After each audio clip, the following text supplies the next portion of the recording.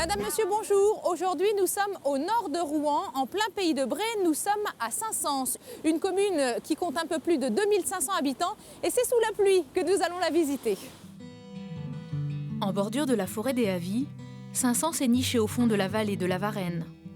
Pendant des siècles, la réputation du village reposait sur le travail des cuirs. Les Saint-Sanais avaient détourné une partie de la Varenne. Ce bras, qu'on appelle aujourd'hui encore la Fosse Rivière, alimentait moulins et tanneries. Ancien journaliste, historien local, Claude Fournier va me faire découvrir son village natal. La fontaine que nous voyons porte le nom d'un maire du village. Je dis village, non, c'était plutôt un gros bourg.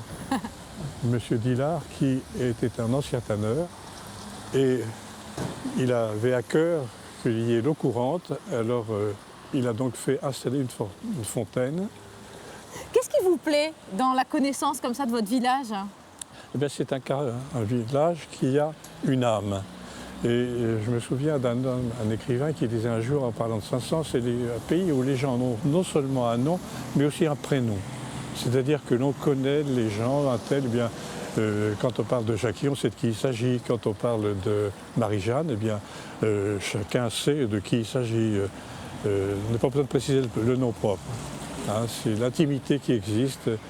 Bon, Encore aujourd'hui, cette intimité? Oui, c'est même remarquable parce que ça entraîne une proximité dans les liens qui fait que bon, on se connaît, on se salue, on se dit bonjour.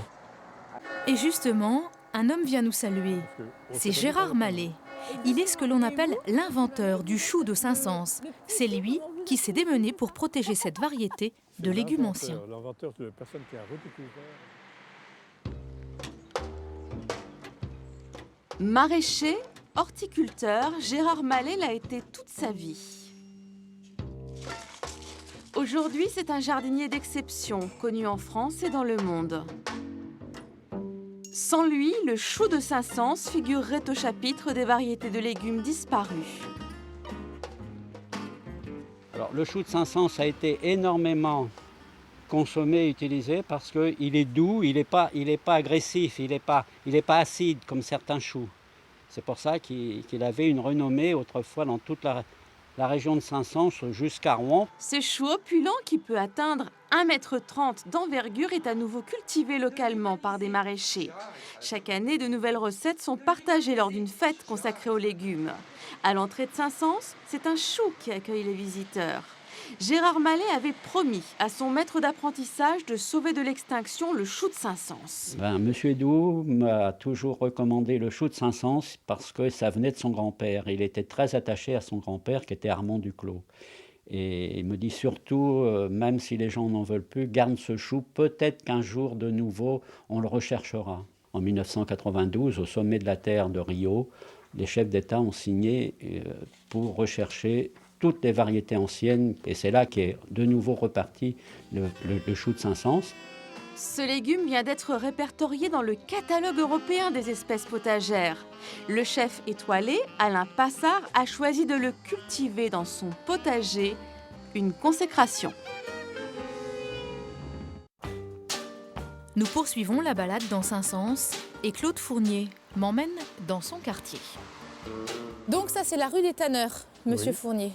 Pour quelle raison l'appelle-t-on comme ça? Parce qu'ici se trouvaient les propriétés des tanneurs qui avaient besoin pour exercer leur métier de l'eau courante, essentiellement, puis bien sûr des pots et du tanin procuré par les chênes de la forêt des Havis. Ici, ce sont les maisons des maîtres tanneurs, c'est là où ils résidaient. Ah, les maisons cossues. Oui, mais en face, sur l'autre rive, vous voyez par exemple un immeuble là, c'est une partie de tannerie. Au rez-de-chaussée se trouvait l'atelier où travaillaient les ouvriers. D'accord. Au premier étage, c'était le logement du patron, du propriétaire. Et au second, c'était le séchoir. C'est comme vous voyez ici, par exemple, c'est une ancienne tannerie aussi, dans ces parties-là. Hein, avec les auvents qui permettaient d'aérer, car la caractéristique des cuirs, quand on les travaille, c'est l'odeur. Il y avait beaucoup de tanneurs? Au milieu du 19e siècle, sur 38 ou 40 tanneurs dans le département de la Seine-1, alors inférieur, 12 se trouvaient à Saint-Saëns. Et l'essentiel du commerce du cuir se faisait à partir de 500. Doucement, nos pas nous mènent vers le bout de la rue et je raccompagne Claude Fournier chez lui, avant de me diriger vers la rue du docteur Vassot. Bonjour. Ça va? Ça va et vous? Ouais. Ouais. C'est votre maison? Eh ben oui, c'est ma maison maintenant. D'accord. Qu'est-ce que c'est que cette petite plaque? Alors ça, c'est une petite plaque qui résume un petit peu l'histoire entre Vassot et Matisse, puisque dans cette maison vivait le bon docteur Vassot, qui a obtenu, suite à sa gentillesse et à sa générosité, donc même le nom de la rue, et qui était voilà, le généraliste du village au début du XXe siècle. Depuis qu'il a acheté cette maison, Jean-Marie Blondel se passionne pour l'histoire qui unit l'ancien propriétaire et l'illustre peintre. Ami depuis l'enfance, le docteur Vassot a été l'un des premiers acquéreurs des œuvres d'Henri Matisse. On a une lettre de Matisse disant racheter à Léon Vassot, etc. Même un tableau qui maintenant est à Saint-Pétersbourg. Il y avait vraiment des très très beaux tableaux de Matisse ici. Vous voyez, c'était le début de la première collection de Matisse. La chambre d'hôte de Jean-Marie Blondel fait désormais partie d'un circuit national sur les pas de Matisse. Régulièrement, il y organise des événements culturels. Cette année, pour le 60e anniversaire de la disparition du peintre, il a fait reconstituer une partie de l'Académie Julian, l'atelier d'artistes parisien qu'a fréquenté Matisse. Une évocation du passé, mais aussi une salle d'exposition où des artistes contemporains peuvent présenter leur travail.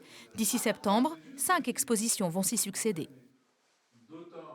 J'espère que vous avez apprécié notre petite balade dans Saint-Saëns. Je vous donne rendez-vous jeudi prochain pour découvrir un autre village de Haute-Normandie.